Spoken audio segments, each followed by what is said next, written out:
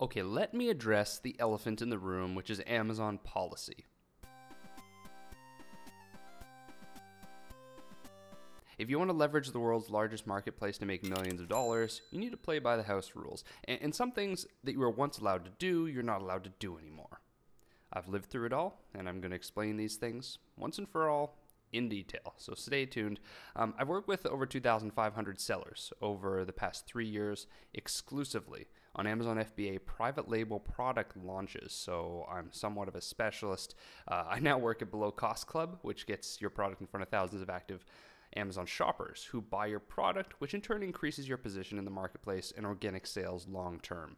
I think it's fast, easy, and affordable, and the link is in the description. All right, now let me tell you the story of the largest marketplace in the world. Amazon FBA came onto everyone's radar as a moneymaker of choice for physical product companies and private labelers around 2013. 2013 to 2016 constituted something of a golden era of easy ranking.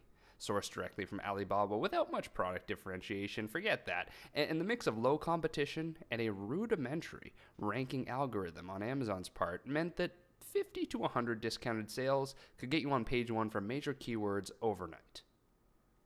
The shoppers buy up your inventory, and your biggest problem is ordering more product and just trying to keep up with demand while picking out a diamond-encrusted jacket for your chihuahuas, yachts, season tickets, private island. Plus, you could reliably convert sales into reviews, which are crucial for click-throughs and conversion rates. You could say, okay, shopper, you can have my baking mat set for $1, but only if you leave me a review. You could never ask for a good review. That's always been against the rules, but just an honest and unbiased review. If you've been in the game for a while, you probably remember this language of honest and unbiased reviews. But still, you could get the two major benefits: sales for ranking and reviews for conversion increases and click-throughs. A count of 50 reviews is proven to increase conversions by 4.6%, which is a lot of money over time. But then, in September 2016, a news story went viral on Reddit about how so many Amazon reviews were fake. Fake in public perception because sellers were exchanging heavy discounts for reviews, often selecting reviewers with complimentary review histories.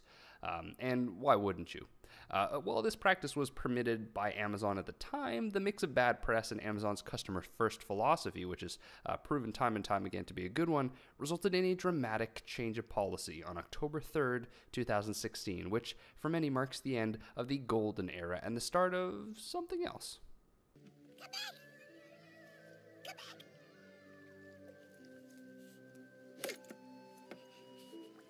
I'll never let go. I promise.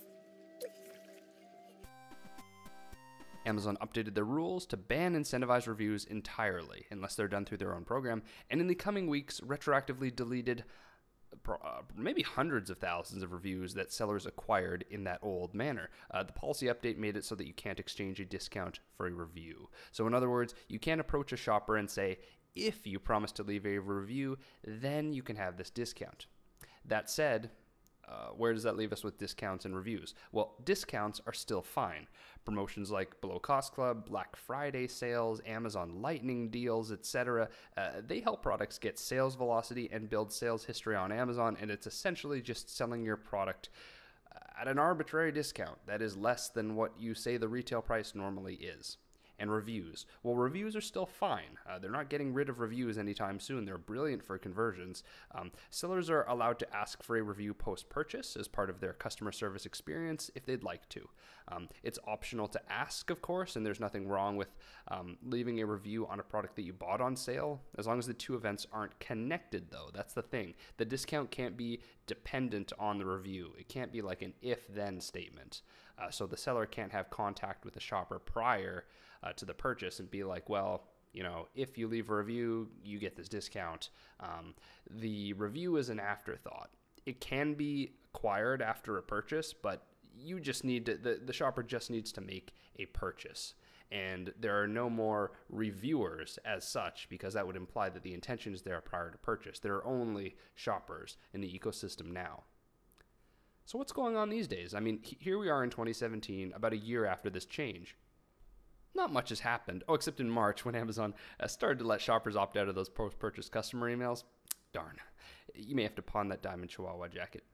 And we can look into the future with clear eyes, and a full heart. Now, I'll give you a launch sequence that ironically would have worked back in 2013 and works now. The basic sequence breaks down into 3 points. Number 1, development. Number 2, optimization. And number 3, sales. I'll summarize it all right now. Source a good product. Ship it to an FBA fulfillment center. Customize your listing with high relevance and high traffic keywords and persuasive messaging. Get good photos. And get sales and then reviews for the listing. The sales increase your ranking for the keywords in your listing, and you start getting organic sales. The organic sales perpetuate more organic sales, and there's your passive income. Now, we can have a dramatic scene where you go back to the pawn shop and buy back the diamond Chihuahua jacket.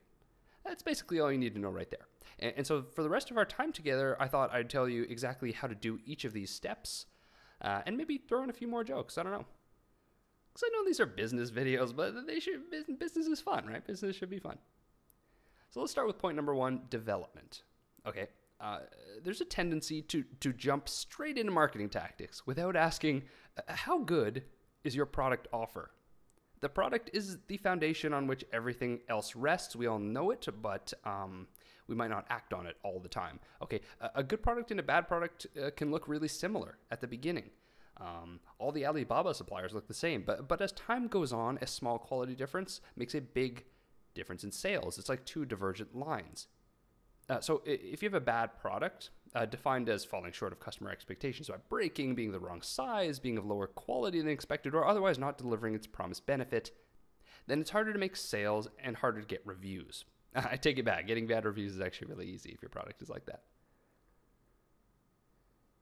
Okay, a bad product renders tactics for getting sales and reviews much less effective. It's like trying to run a marathon when you have the flu. It's like, you know what, just go home, come back, kick some ass later, no big deal. Just go fix yourself first, right? And the most important thing you can do is source. And ironically, especially if it's your first product, this happens when you have the least amount of experience with this. But luckily, I put together an entire video on the subject. I go way in depth with the sourcing, full templates, everything. But in a nutshell, I'd say collect more quotes than you think you need to. Data is good. Conduct due diligence on suppliers, and fly in and rigorously test samples.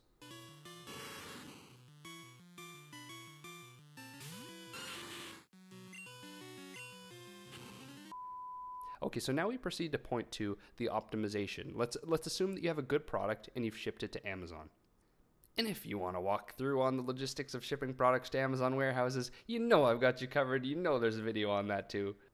Next, you have a product in the warehouse, so your listing is now live. Now, you need to improve your product listing through optimization. And you know I did a 30-minute deep dive on this, which you can find here, and you can get Asteroid AIM to optimize for you as well if you like.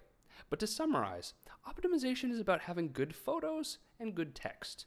Let's see how photos and text come into play. Let's look at what happens to the millions of customers that search Amazon every second. In 2013, it was recorded that Amazon had 1.1 million requests per second. So these are people with credit cards on file.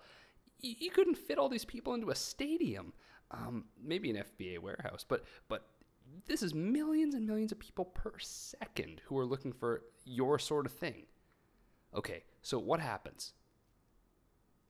Think of Amazon basically as a search engine for physical products. The customer has a need. It doesn't matter what need, it's one of these 8 things. But let's say that they feel deep down that their home isn't a comforting place. It's a little harsh. It needs more comfort. It needs more warmth. It needs more... And then they type the first keyword that comes to mind. They type in dryer balls. You put them in with the laundry and it softens the laundry. So now they see a collection of about 20 options. So 70% of all the sales are made here in this moment on page 1. And then the other 30 are made on subsequent pages. So the shopper decides to buy one based on the image, the price, and the number of reviews. Maybe they have 2 options they like. They click into both, like they open both in new tabs. They browse the other photos and descriptions. They buy one, and that seller makes money. Now, how can we optimize to make sure that that's us and not this fool? Let's get back to the beginning of the customer flow, but this time from your perspective. All right, the customer types in the first keyword that comes to mind, remember? For some people, it's dryer ball. For a lot of people, but for others, it's softened laundry. Products have multiple keywords that describe them, as well as keywords related to their benefits, like softening laundry is for dryer balls. So as a seller, it's to your benefit to find every single keyword that's both high relevance and high traffic, and then add it to your listing. That is the Venn diagram for optimization. Put the best ones in your title. Once that's full, work the others into your bullets, description, and lastly, search terms. You can't show up for dryer ball and soften laundry if neither of those things is mentioned in your listing. Your listing content tells Amazon what the product is about. Now, okay, let's go back to the flow. They type in the words into the bar and they get about 20 results. It's now time to pick. You need a compelling price slash. This down from that. To do this, go to Seller Central and hit Inventory, Manage Inventory, Edit, Offer tab, set your standard price high and your sale price lower, and set an end date far in the future, so you don't need to worry about this for a while. If you're new to Seller Central, by the way, you know I've got a 30-minute deep dive for you. Check that out once this video is done. And also, the main photo needs to attract the click. High resolution, compelling, Amazon spec compliant, and clear about what the product is. Don't forget clear. And your review count matters. So more on how to grow this in point 3. Okay, great. So they clicked us. Now the rest of the photos are good. The bullet points and description, as well as containing the keywords, like we talked about, are also crafted to persuade people. They paint a picture, a visual picture of how much better life will be post-purchase and how bad life is without the product, without the dryer ball. Your house is not a home. You give them a heaven to run to and a hell to run away from. In fact, you promise such a good future state, such a good heaven, that it justifies a small fee to make that heaven a reality. In fact, the fee is even a little bit lower than usual. Right? Good, right? So their credit card is on file, they go proceed to checkout, and there you go. Money in your pocket. Now, there's one more piece. Notice how I started the customer flow by assuming that we appear on page 1. But there are hundreds, probably, of dryer ball sellers jockeying for a spot on page 1. Their listings all have the keyword dryer ball in them. You can bet, because most people are at least that good. So all the listings are quote-unquote equal. Optimization is required for ranking. It gets you admitted to the ranking contest, but it doesn't guarantee ranking. It gets you admitted to the nightclub, but does not get you the person of your dreams. Other listings have the same keywords as you, so who deserves to rank? To make ranking a certain thing, we need our final point, and that's point 3. Point 3, sales and reviews. All right, so 2 listings can have the keywords dryerball in them. Okay, but why does one appear on page 1 and the other appears on page 6? The answer is sales. Amazon needs a way to decide which dryer ball to show people. And Amazon wants to make money. And sales make Amazon money. So if you have 2 similarly optimized listings, excuse me, if you have 2 similarly optimized listings, the one with more sales will appear higher in search results. This is, of course, an oversimplification because Amazon's algorithm takes other factors into account as well and will continue to change over time. But as long as sales are Amazon's goal, Amazon will want to show products in order of the sales that they make and have made, importantly, in the last 7, 14, 30 days. Historical sales being a good predictor of future sales. All right, let's take a look at the page 1 players. I'll never let go. I promise. Next, you need to calculate the daily sales volume that they're getting to figure out how many sales we even need in the first place. To rank among them, you need to match or exceed this daily sales volume for a sustained period of time. Remember, sales history. So how long? Well, the longer the better, but I would say at least 7 days. Services like Below Cost Club have a group of shoppers on one side and your listing on the other side, and we can get you this kind of daily sales volume. You can also get sales with a discounted public offering on deal sites, building your own audience on social media in advance, getting featured in the press, buying product placement with influencers, etc. This is important also, and I think overlooked. Be prepared to set aside a marketing budget. You need to pay to acquire these customers, either with your own time, like networking, talking to people, building an audience by hand on Instagram, or with money by buying ads, selling product at a loss. This is to be expected. You need to put your money to work to get your initial sales. Everyone expects a product cost, but what some people don't expect is a marketing cost, which is increasingly just the cost of doing business on Amazon. But if you can rank, it is well worth it. In the long run, in a 6-month time window, it is profitable. In a 1-month time window, it is most certainly not. Okay, so now reviews. Okay, the best and only allowable place to get a review is from a customer who buys from you. That's it. Not family, not friends, not someone who hasn't made a purchase. Those reviews will be tracked and removed. So you need to get sales and then convert those sales into reviews somehow. So when it comes to getting reviews, it varies a lot based on, number one, the shopper's experience with the product, and number two, the methods that the seller is using. So you can increase your review rate with, number one, packaging inserts. So maybe your packaging on the inside has a little slip with a product warranty or a product registry that they can go do online, or a helpful guide with prompts to review the product online, etc. You get the idea, but it's not something physical to convert the sale into a review. Now, second thing, obviously you can use the seller buyer central. Well, I mangled that one. Use the seller messaging system. It's called the buyer-seller messaging system to follow up post-purchase for reviews. Also, you can automate customer messaging on Amazon with software that integrates into Seller Central.